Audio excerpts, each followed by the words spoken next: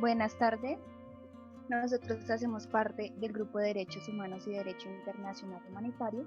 El día de hoy les vamos a dar a conocer el fallo emitido por la Corte Penal Internacional del caso de Tomás Luanga. Mi grupo está conformado por Iván Cárdenas, Concepción Rubillas, Nicolás Mendoza, Marlon Rojas, Edinson Echeverría y quien les habla, Brigitte Camacho.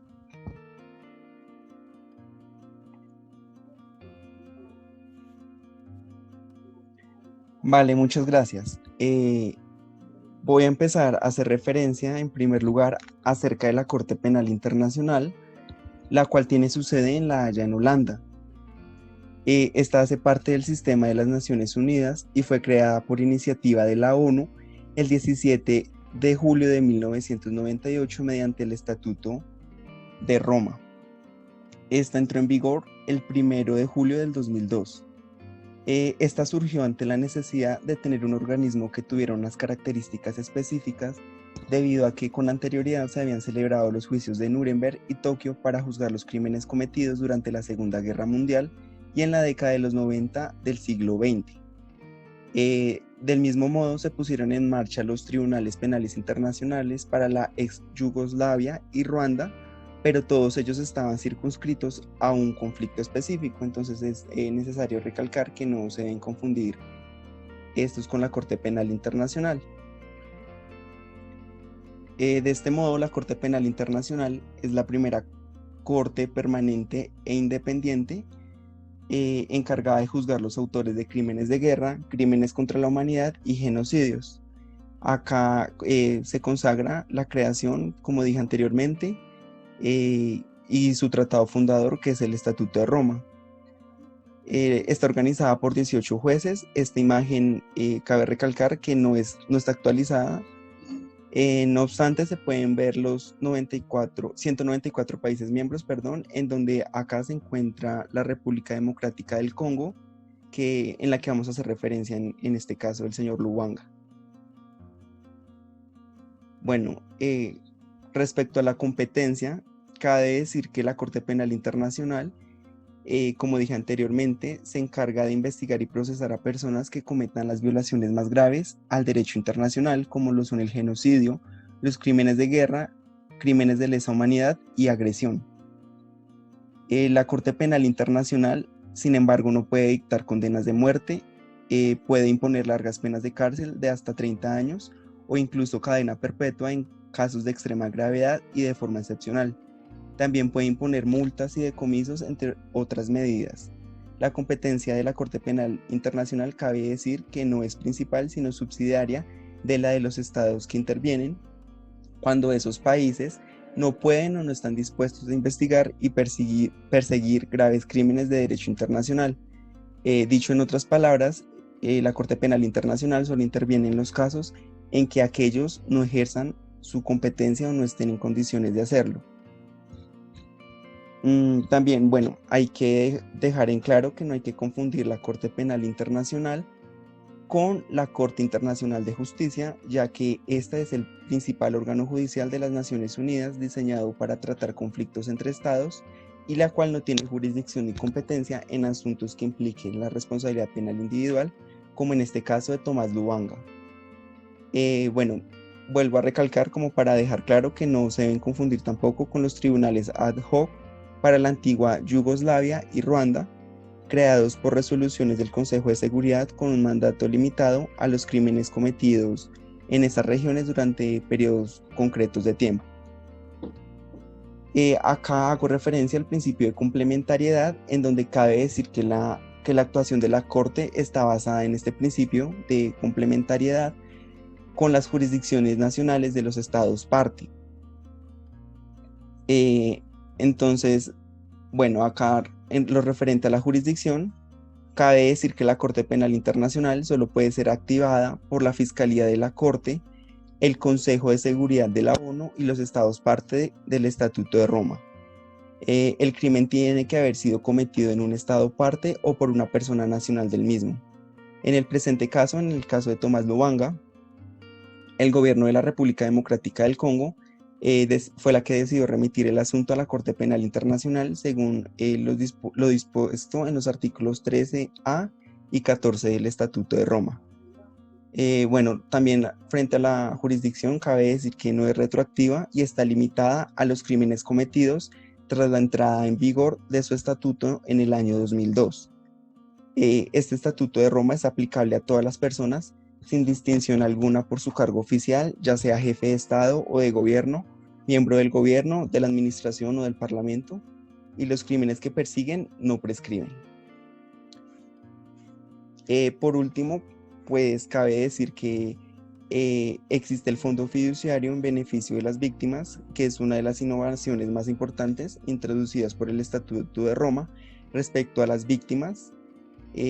Aunque el Fondo Fiduciario para las Víctimas está separado de la Corte Penal Internacional, como se va a ver más adelante en el fallo, fue creado para ayudar a cumplir con la función de la Corte, que es la de reparar a las víctimas de los crímenes bajo su competencia, como en el presente caso que se dio ante el reclutamiento y utilización de niños y niñas soldados en la región de Ituri para participar en brutales enfrentamientos étnicos en el año de 2002.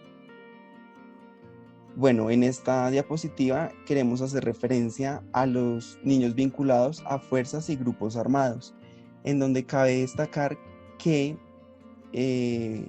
un niño vinculado con una fuerza armada o grupo armado es una persona menor de 18 años que forma parte de cualquier fuerza armada regular o irregular en cualquier condición. La expresión niño soldado se desaconseja, puesto que no refleja con precisión el rango de funciones en la que se recluta y se utiliza a los niños y niñas para fines militares, y por cuya liberación aboga la UNICEF. Bueno, a los denominados niños soldados, que no es la denominación que se les debe hacer, se les secuestra a menudo en sus escuelas, hogares, aldeas, y son llevados a los campamentos y son utilizados como combatientes, porteadores o para fines sexuales. Acá se encuentran algunas normativas internacionales para proteger a estos niños, y cabe destacar que desde 1998 más de 100.000 niños han sido liberados o han recibido apoyo para su integración.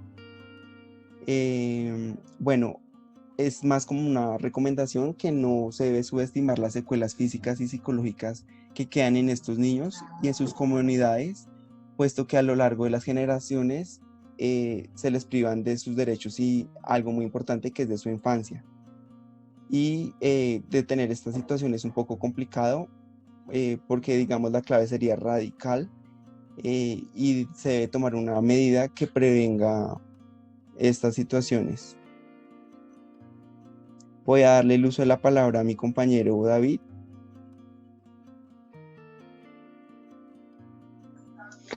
Sí, buenas tardes. ¿Pones por favor la diapositiva? Gracias. Bueno, entonces el 26 de enero de 2009 la CPI abrió su primer juicio en el caso contra el señor Lubanés Tomás Lubagna Dillon. Lubagna fue la primera persona acusada en la situación de la República Democrática del Congo, así como el primer detenido.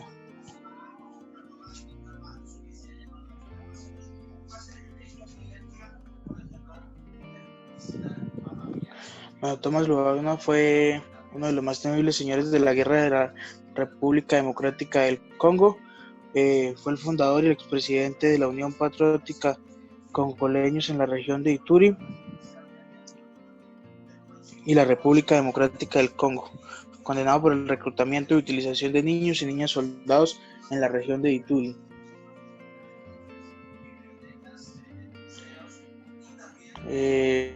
Fue un comandante militar del Reagrupamiento Congoleño para la Democracia, Movimiento y Liberación Nacional. Actor fundamental de las dos guerras desde finales de 1996 hasta mediados del 97 y desde el 98 hasta finales del año 2003.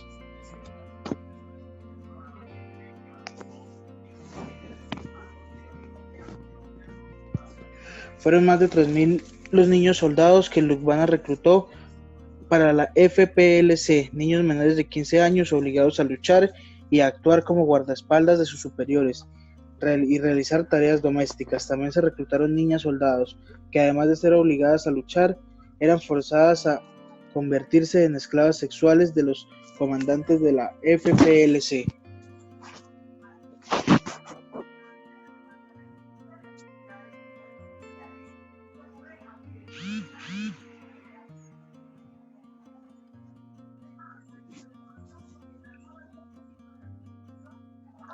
Ahora seguimos con la descripción de los hechos. Entonces el señor Thomas fue acusado por crímenes como conspiración de niños menores de 15 años para utilizarlos en hostilidades, enrolamiento de niños en grupos armados, utilización de niños para participar activamente en el conflicto armado.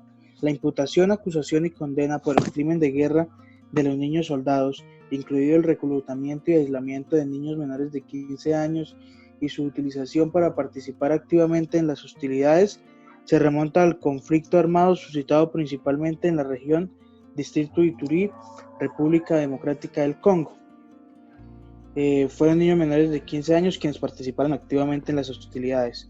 Estas son las conductas que son objeto de la imputación y acusación.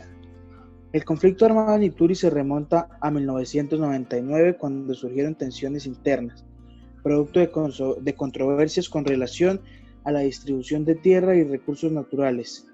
En el segundo semestre de 2002, resurgieron los actos de violencia armada en varias partes del distrito de Ituri, que involucraron la participación de la FPLC. La sala de juicio consideró que la evidencia presentada había demostrado, más allá de toda duda razonable, que durante todo el periodo relevante a la acusación hubo una serie de conflictos armados simultáneos en Ituri y en áreas aledañas a la RDC, tanto de carácter internacional como de carácter nacional, que involucraron la participación de una diversidad de grupos. En el momento en que se cometieron los crímenes, Lubagna era el líder y fundador de la Unión Patriotas Congolíes y el comandante en jefe de su ala militar, las Forces Patriotiques por la Liberación du Congo. Se acusaba a la milicia bajo el mando de Lubagna, compuesta principalmente por el grupo étnico EMA, de cometer graves abusos en contra de civiles en el transcurso del conflicto por tierras y recursos en Ituri, en contra de milicias del grupo étnico Ledu de la región de Ituri, en la zona oriental de la RDC entre 2002 y 2003. Ahora vamos a ver la parte de las víctimas, y es que, si quieres, Iván, pon por favor la diapositiva que sigue de las víctimas. Próxima. Encontramos que 129 víctimas participaron en los procedimientos a través de representante legal, y el veredicto de culpabilidad disparó el mandato de reparación de la Corte por primera vez. En 2015 se ordenó al Fondo Fiduciario en beneficio de las víctimas presentar un proyecto de plan de ejecución para las reparaciones colectivas dentro de 6 meses, que fue aprobado el 21 de octubre de 2016. La Sala Primera Instancia 2 estableció la responsabilidad del señor Lubagna sobre las reparaciones colectivas tasadas en $10 millones para reflejar los daños sufridos por estas víctimas del conflicto. Le doy la palabra a mi compañero, que sigue con la siguiente parte de la exposición.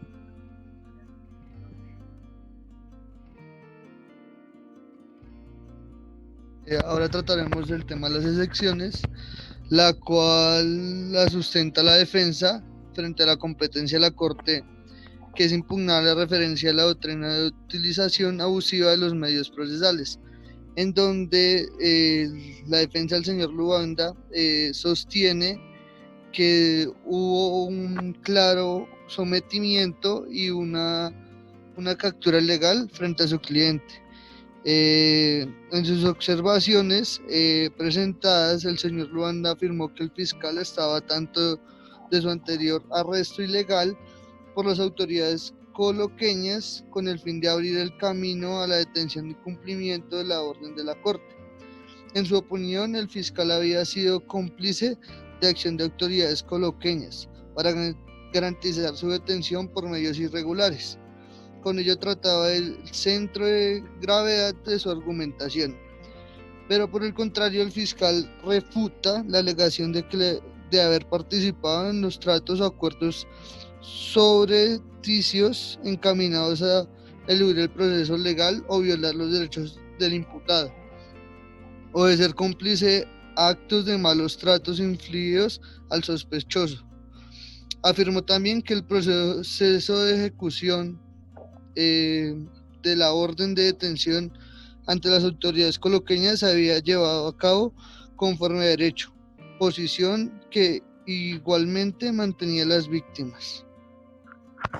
Ahora seguimos con mi compañero.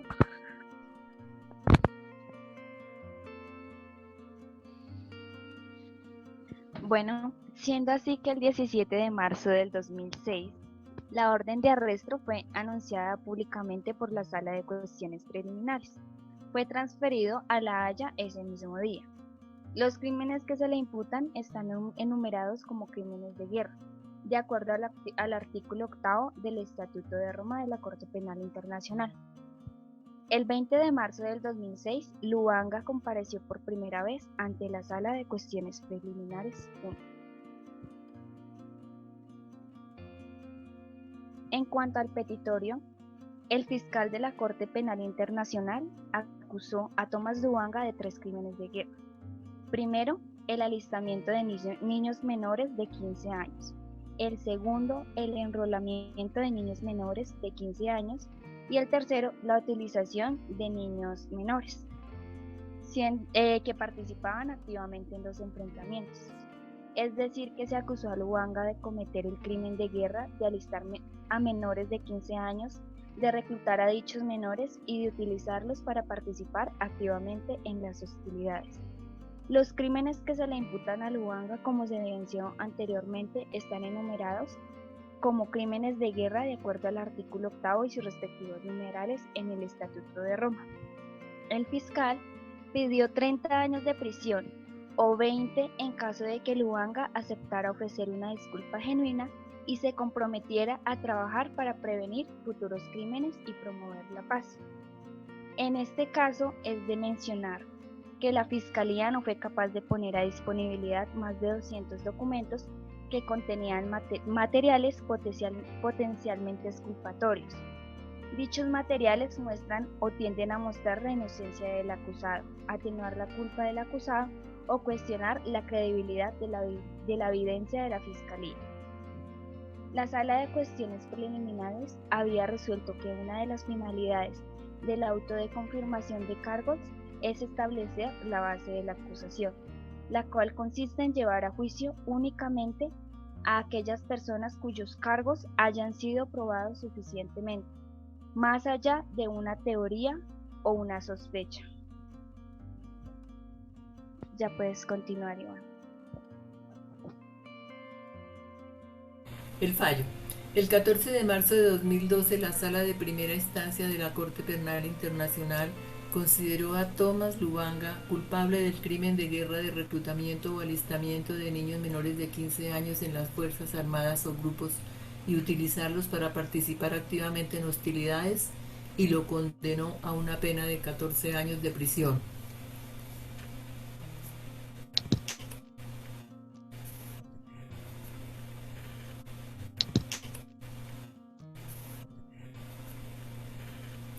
El veredicto adoptado por unanimidad de los 3 jueces.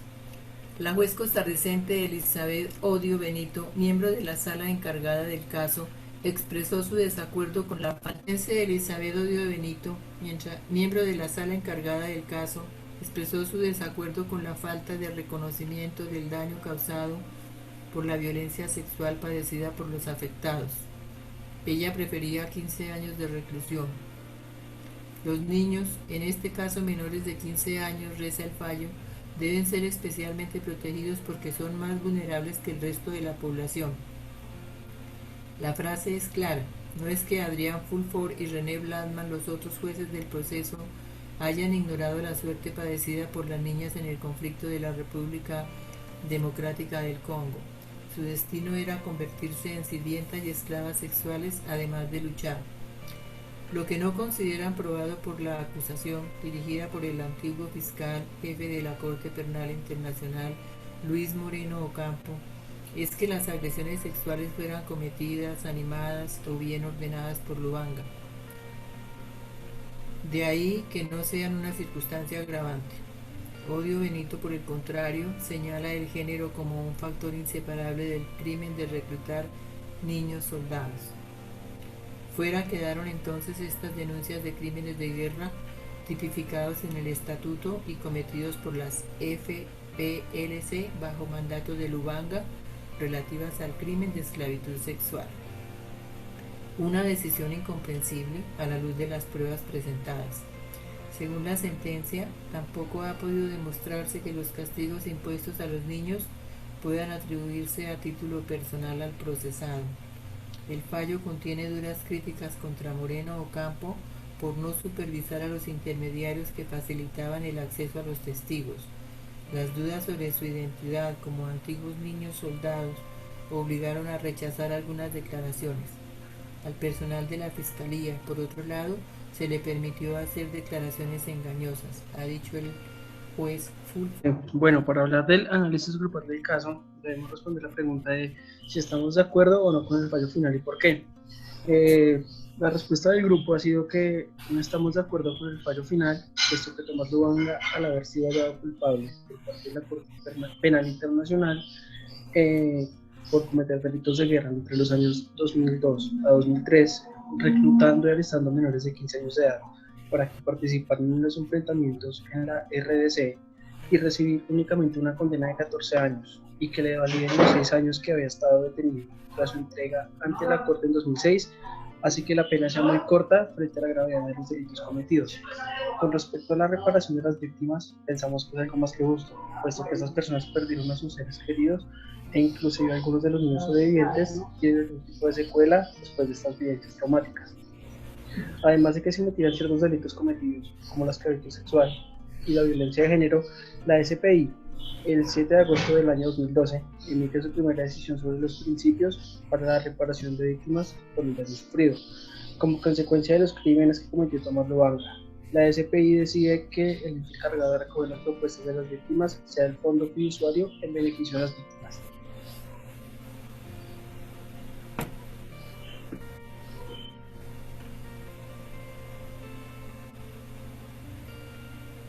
Vamos a pasar a la siguiente diapositiva.